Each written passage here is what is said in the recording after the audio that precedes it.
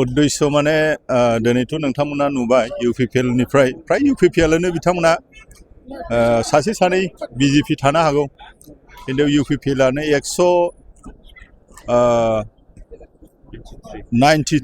193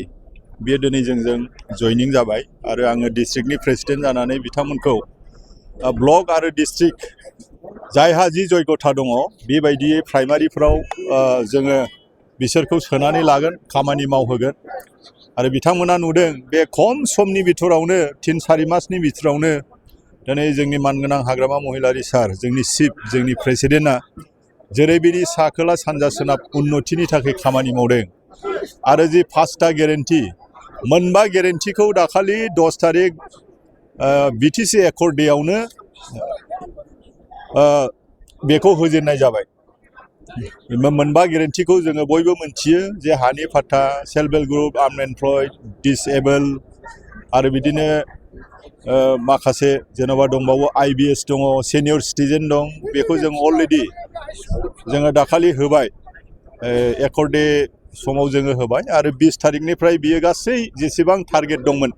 बे टारगेटआ 20 तारिखनिफ्राय होजासिगोन बेफोरखौ नुदों आरो दिनै खम समनि बिथोरावनो उदालगुरि डिस्ट्रिक्टआव जे मिनि सेक्रेटारियेट बे बिराद गिदिर जोंनि मोनसे हिस्ट्रिक मोनसे माबा जाबाय बियो एचिभमेन्ट जाबाय आरो जि पावारफ्रा थांदोंमोन बै समाव बे पावारफोरखौ गासैखौबो लाबोफिनजोबनाय जाबाय आरो गावनो चिफ मिनिस्टारा गावनो बुंदों जे जैदिन माने बिबानखौ लादों हाग्रामा महिलारि सारा बे समावनो चिफ मिनिस्टार बिथाङा बुंदों जे गासैबो पावारखौ हरफिनजोबनाय जाबाय दा जोंनो आरो बिनिख्रुइ देरसिन मा बुंबावनो जोंनि एचिभमेन्टखौ दा बयनिबो रायजो राजाफोरनि गोसोआव बेयो हाबदों नांदों मोजां मोनदों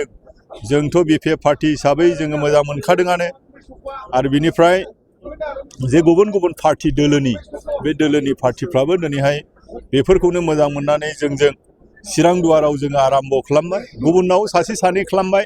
दा मेसिभ जइनिंखौ जोङो दिनैनिफ्राय आराम्भ खालामबाय जासिगोन गुबुन नावबो जागोन आरो जोंनि एमएलएआ जायखौखि हरा मानो हाग्रामा सारा केन्डिडेट हिसाबै 19 नम्बर सिडलियाव बे देरहागोनना दिनै खाथां जानानै फैदों सिट शेरिंखौ जोङो दा जोङो गाहाय लेभेलनि लिडार हिसाबै जोङो जेबो बुंथ'नो हाया बे जोंनि हाइकमान्डनि खोथा थाबाय हाग्रामा सारनि खोथा थाबाय हाग्रामा सारा जेरैबायदि खालामो बेबायदिनो जागोन जिहेतु बिसायख'थिया विधानसभा सफैबाय जिहेतु मोनफ्रोमबो दोलोनि बिजाथिफोरखौ लानानै मोनसे दोलाव सिन्थाधारा खालामगासिनो दङ दा बिपिएफ हिसाबै जिकुनु सिडली समष्टि हिसाबै नोंथांमोननि दोलोनिफ्राय सानै नाम इयान जयराम ब्रह्म बिथां आरो बिपिएफ दा बे केन्डिडेटनि बेलायाव केन्डिडेटआ बेयो जोंनाव दासिमाव खाथां जेबो जायाखै आरो बेखौ जों बुंथ'नोबो हाया